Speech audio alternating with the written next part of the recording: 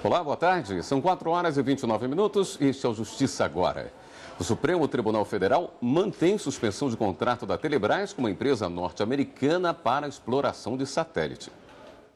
A decisão foi da presidente do Supremo Tribunal Federal, ministra Carmen Lúcia. O pedido de suspensão de liminar havia sido apresentado pela União contra uma decisão da Justiça Federal que determinou a suspensão de contrato entre a Telebrás e a Viasat, visando a exploração de uma nova tecnologia por satélite, a chamada capacidade de banda K. O governo federal argumentou que a união das duas empresas resultaria num aumento de 10 vezes na velocidade da internet. Mas a ministra Carmen Lúcia explicou na decisão que a legalidade da contratação direta da empresa estrangeira, no caso a Viasat, ainda será apurada. E destacou que nenhuma empresa pública pode deixar de observar os princípios da livre concorrência, da moralidade, legalidade e da impessoalidade. Esse caso ainda será julgado pela Justiça Federal. Projeções de setores da economia mostram que a paralisação dos caminhoneiros gerou perdas de mais de 75 bilhões de reais em todo o Brasil. E os prejuízos ainda podem aumentar, mesmo após o fim do movimento. Aos poucos, os produtos voltam às prateleiras, mas os supermercados contabilizam 2 bilhões e 700 mil reais em prejuízos. Para os distribuidores de combustível, as perdas já atingem 11 bilhões e meio de reais. Já o setor da indústria da construção deixou de gerar até agora 3 bilhões e 800 milhões de reais e vai precisar de 2 a 3 semanas para retomar totalmente as atividades. Os segmentos do comércio e de serviços também ficaram prejudicados. Deixaram de faturar aproximadamente 27 bilhões de reais. Desde o início da greve dos caminhoneiros aqui em Brasília, nós tivemos uma redução de 50% nas vendas, no mínimo.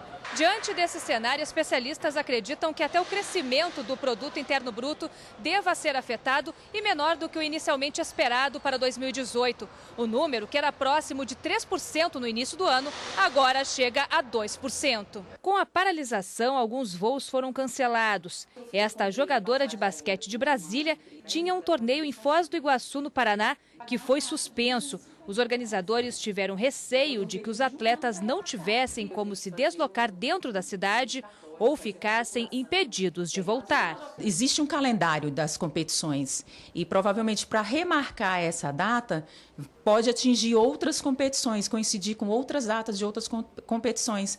Então, esse torneio a gente não sabe se vai ser realizado ainda esse ano. A Associação Brasileira de Proteína Animal diz que as 167 unidades produtoras de aves, ovos e suínos tiveram um prejuízo de 3 bilhões de reais.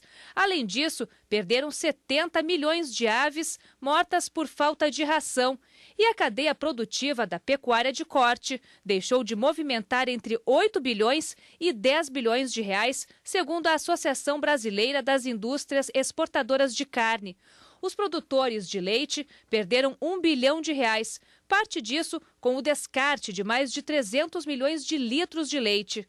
O resultado de tudo isso foi um aumento nos preços dos produtos que assustou os brasileiros.